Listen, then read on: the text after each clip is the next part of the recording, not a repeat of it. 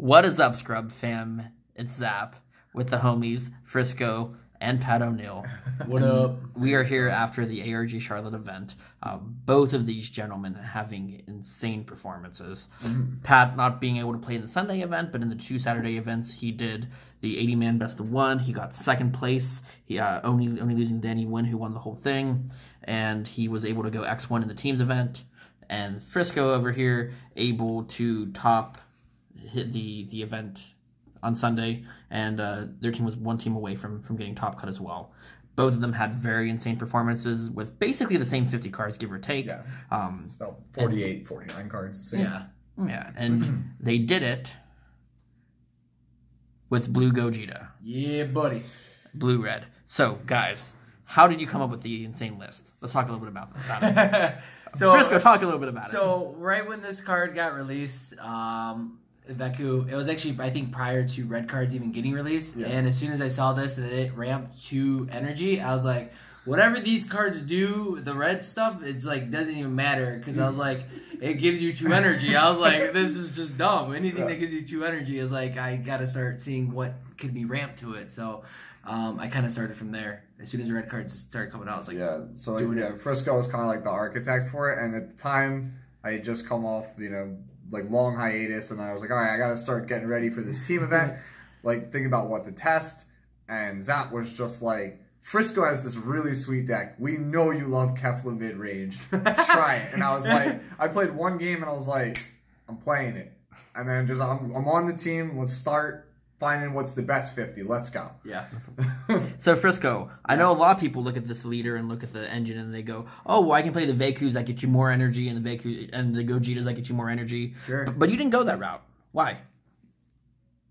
Just play good cards. Yeah. No, like, oh, you're talking about the all promo route. Right, yeah. exactly. So the thing is, like, if you do the 7 drop, you have to go objection, and then you're going to always be a turn behind. So if you go to the 10 energy plus, you can do so much more things earlier on than wasting another turn ramping 3 energy. And also, it takes the energy from the top of your life, so you're wasting a turn and taking cards from the top of your deck. You're just going to set yourself up for failure for, like, Genoma matchups and such. Yeah. So, might as well go, like, a tad bit lower to the ground, like, more mid-range and more top-heavy, like, super top-heavy, because then you'll just get more value out of it. It's just bombs. Just drop bombs. Yeah. Like, the ones, it's cool to be able to drop the 10 drop and then go for, like, it's cool when it says bottom deck's full of life. That's cool and all, but, like, you could just be like, here's a 4, here's a 4, here's a 4 in the same time. So. Right. Yeah, so basically what we found is that Veku ramps you from turn 3 to 5 energy, then you charge for turn, you go to 6. Correct. Instead of trying to play, like, 6, 7, 8 drops, why not focus more on 4s and 5s? Because most of the 4s and 5s in the game are better than the 5s and 6s. They're like the 6s and the 7s. Yep. And then when you consider that if you're at 6, 7 energy, you can use the Gogeta's effect to draw 2 every turn. Exactly. And that's more of a net positive than ramping up high. Exactly. Yep. You just card advantage all day. Yeah. Exactly. So let's go a little bit through the list. Let's start with for sure the baby packages here. Okay. So we did a Goku's 4-3 split, mainly because the 2-drop is bad, really. I'll go over the 2 drops of Vegeta, but 3-drop Goku and then 1-drop Goku. That was just pretty much an easy split. I liked 7 and 7. A 6 and 6 was a little too inconsistent. 8 and 8 was too much. So 7 and 7 felt good. Yeah, it's also important to note they all return to hand at the end of the turn. And this guy's a 1-cost 10k, which makes him super relevant in matchups where you need to go quick. So like against Janemba, it's a lot of pressure. Like being able to do this guy on 1, and then also leader swing, and then doing like Goku and then Vegeta to plus cards, and then just 2 swing. Like you just get so much value out of just being like, hey guys, I just do 5 attacks at you in 2 turns. Yep, and they go back to your hand, so Genoma actually has to still take your leader, which you can take life, which is even better. Correct. Yeah. And then I also see here 2 copies of Awakening Talon Pan. Yes. Okay. Ooh, so I love it. Yeah. So this card's really good. Usually on Saturday I played 3. Frisco played 3, I believe, as well. Yeah. I changed this to only 2 for the best of 1, which was yesterday. The one I played against Danny Wynn, because I needed some kind of out to Janemba. Like I needed a little bit more consistency. But usually you want to play 3, largely because of Veku. Sometimes people don't want to trigger your Veku, so you need something to start forcing an awakening. Also, it's just another 1-drop that just goes really quickly. Yep. Like, you need to have some kind of aggro option versus Janemba, or else you're just going to lose. Yeah, I won games off Pan. That like people are, I have like 2 energy up, and they go from like 3 to 1, and I already foreseeing hit them, and I see what's in their hand. They're like, all right, I'll just take it. I'm like, cool. I'll just Pan, send 2 bean, and just do a bunch of stuff, and then they're like, oh, I didn't know you were gonna do that. She also keeps in theme where she just returns to hand at the end of the turn. Yep. Also, yeah, the Veku, I didn't think we went over it exactly, but yeah, it's just you just need 3 energy. Just any 2 of these Gokus or Vegetas, you bin them, get your 2 energy. And he sets up all of these wonderful plays over here. Right. Yeah. So this is our bomb section. Before we go to the bombs, so obviously you played these cards because they support Veku, but because they support the leader's unawakened ability of essentially drawing a card every turn. Correct. And it's great you can do that without attacking if you don't want to play pressure. Yes. Also important to note for the leader ability against Janemba, once you have your pieces, you don't even have to do it anymore. You can literally pressure without taking cards out of your deck. Right. Yep. So then awakening, you have these 2 different effects. One of them being you can launch one of your energy to draw 2, and one of them being you can pay 2 energy to bottom deck. Yes. Yeah, and the Are bottom those deck, ever relevant? Yeah, super relevant. So against like Red Frieza, if anyone ever played Prison, I don't like they can never keep the 8-drop out. Brawly guys, you can always get rid of Brawlies without actually playing anything.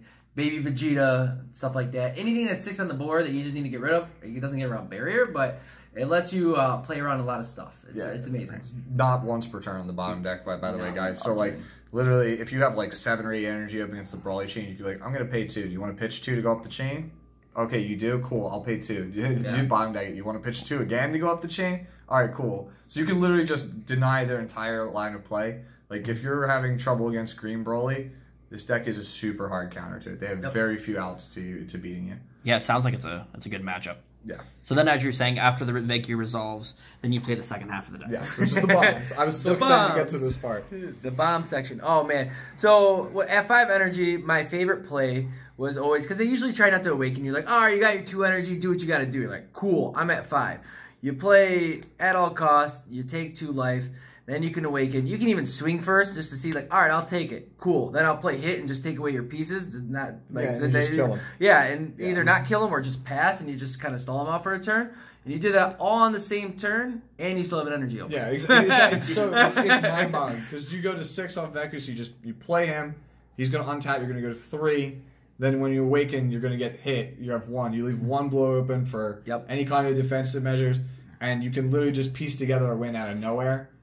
People just do not expect both of these in the same turn. Yep. Because these are the best 4-drops in the game. I would argue these are the 2 best battle cards in the game. So your turn 4 is let's play the 2 most broken battle cards in the entire game. And if there's a third, if it's a third, it might be over here. It's this guy because he lets me play these 2 broken battle cards in 1 turn.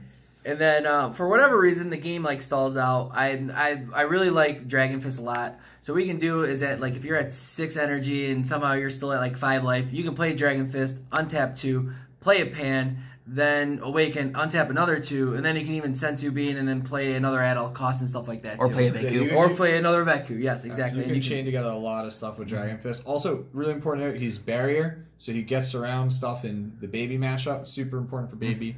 Obviously, the lower ends of the Broly chain is really good. Obviously, it doesn't matter so much with the 8. Yeah. But yeah, and then over here, got these good old best 5-drops. This is literally matchup dependent. Yeah. So it's which one you need is best of the matchup. You're gonna see from this Sunday event, a lot of people are playing Skillless Goku. This actually put a lot of work against this because would you rather pay 4 and bottom deck 2 or pay 5 and bottom deck 2 and then draw 2? And right? It's more efficient to do that, and you have a guy to actually swing into another guy too. Yeah. So it's actually really relevant. Yeah, right. When I was playing the deck, I found it was really good against the yellow Dende deck as well. Yes. They're trying to loop all their freezes, and you put them on the bottom of the deck. You keep them on the bottom of the deck. I mean, again, leader skill also super relevant in that matchup. Yep. And then just for like the matchups where where it's just difficult to punch through damage, or you just need to recoup. Like if you want to play like the trading resources game with somebody, like Kefla just literally like puts you plus more. Yeah. You literally just play Kefla. And then you use the leader ability to bin your energy to draw 2, and you're back in it. Like this deck's also very good against hand control for that reason, because they will burn everything to the ground to get you lower on hand, and you just go, cool, I'm going to draw 6. Yep. So, and then I guess the last bombs to talk about are these 3. This is largely the oh, you're playing a deck that is very difficult to punch through damage, like Janemba or Frieza Prison. That's cute. we kill you now. Or if you resolve 2 Vekus in the game, it's easy to play these. Yep.